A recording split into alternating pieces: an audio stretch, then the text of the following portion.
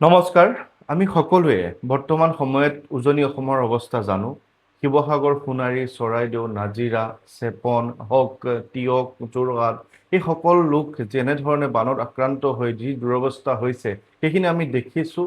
সেইখিনি আমি যোৱাকালি গৈ পেলাই যিমানখিনি পাৰোঁ মোৰ শুভাকাংক্ষীসকল অৰ্থাৎ আপোনালোকৰ সহায় সহযোগত প্ৰায় 200জন পৰিয়ালক বা 200জন লোকক অকণমান দৈনন্দিন প্ৰয়োজনীয় সামগ্ৰী কিছু দিবলৈ চেষ্টা কৰিছিলোঁ যাতে তেওঁলোক উপকৃত হয়।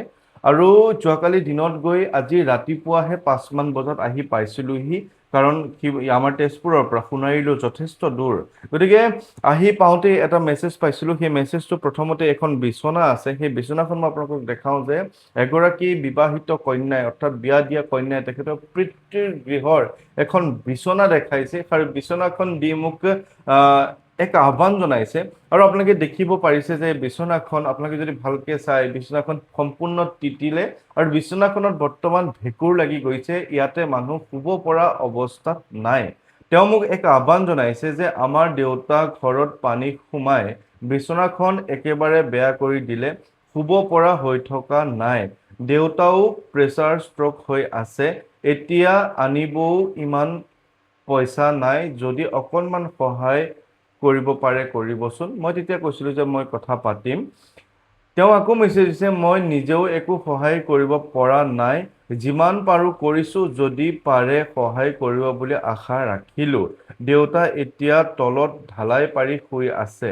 এতিয়া কথা হ'ল যে যোৱাকালি মই প্ৰায় 95,000 মান টকাৰ এক সাহাৰ্য তেওঁলোকক আপোনালোকৰ সহযোগত গৈ কৰি আহিছিলোঁ। মই নিজে সেইখিনি কৰিব পৰা মোৰো সামৰ্থ্য নাই, কিন্তু এতিয়া কথা হৈছে যে তেওঁ তেনেধৰণে এক আহ্বান কৰিছে।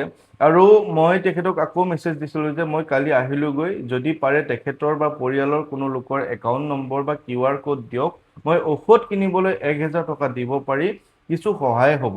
এতিয়া মই ভাবিছোঁ তেখেতক যিহেতু বিচনা এখন কিনি দিব পৰা মোৰ সামৰ্থ্য বৰ্তমান নাই, গতিকে সেইখিনি তেওঁলোকৰ মই কুশল মংগল কামনা কৰিছোঁ। আৰু যি তেখেতৰ পিতৃ প্ৰেছাৰ ষ্ট্ৰক হৈ তেওঁ বৰ্তমান অসুস্থ হৈ আছে, তেখেতৰ সুস্থতা কামনা কৰি তেখেতৰ ঔষধ কিনাত কিছু অকণমান সহায় হ'ব পাৰিব বুলি ভাবি মই তেখেতে যেনেধৰণে মোক QR কোডটো দিছে, সেই QR কোডটোত মই অকণমান যি তেওঁক মই কথা দিছিলোঁ 1,000 টকা এটা মই দিবলৈ মোৰ ফালৰ পৰা চেষ্টা কৰোঁ বুলি মই ভাবিছোঁ।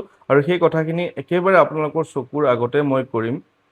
আপোনালোকে তেতিয়াও গম পাব বা আপোনালোকে কথাখিনি জানিব। আৰু এই কথাটো মই কিয় এনেধৰণে কৰিছোঁ সেই কথাটোও মই আপোনালোকক এই ভিডিঅ'টোতে আপোনালোকক জনাম। আৰু এইটো হৈছে তেখেতৰ কিউআৰখন দিছে মোক, ৰ'ব, এনেধৰণে কিউআৰখন দিছে।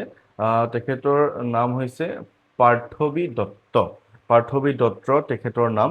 ইয়াতে কোনো ধৰণৰ আপুনি নাভাবিব যে মই ভিডিঅ' কৰি দিছোঁ, এইটো একেবাৰে ভাবিব নালাগে। মই এই কাৰণেহে ভিডিঅ' কৰিছোঁ, মই আৰু 10জন অসুস্থ লোকৰ, যিসকল লোক বানত আক্ৰান্ত হৈ আছে, তেওঁলোকৰ ঔষধ কিনিবলৈ বৰ্তমান টকা পইচা নাই, তেওঁলোকক আৰু 10জন লোকক 500 টকাকে এইটো মিলাই 1,000 টকা মই দিছোঁ প্ৰথম হিচাপে। তেখেতৰ সুস্থ হওক কামনা কৰিছোঁ।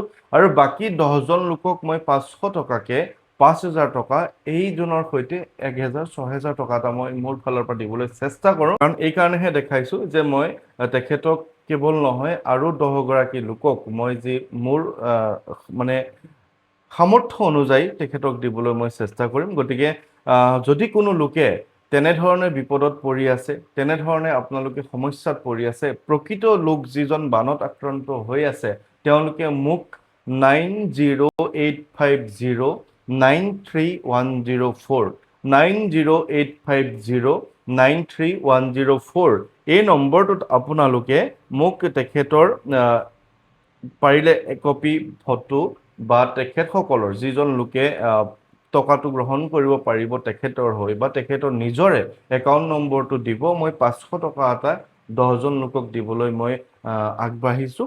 আৰু এইটো কথা একেবাৰে নাভাবিব, মই কৈ দিওঁ যে এই সম্পূৰ্ণ টকাটো মোৰ নহয়, ৰাইজে মোক যথেষ্টখিনি দিছে।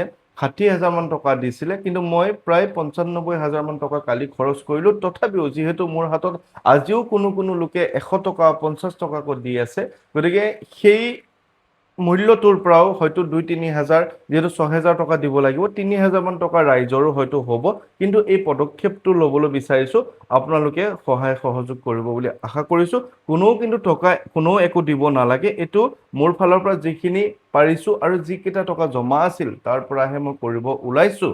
আৰু 10 দিন মান পিছত আকৌ মই বেলেগ এটা কিবা এটা কথা ভাবিছোঁ, সেই কথাটো আপোনালোকক পিছত জনাম। সদ্যহতে আপোনালোকে মোৰ যদি পুৰণা ভিডিঅ' চাই, আপোনালোকে কিন্তু কোনো ধৰণৰ টকা পইচা ইয়াতে দিবৰ প্ৰয়োজন নাই।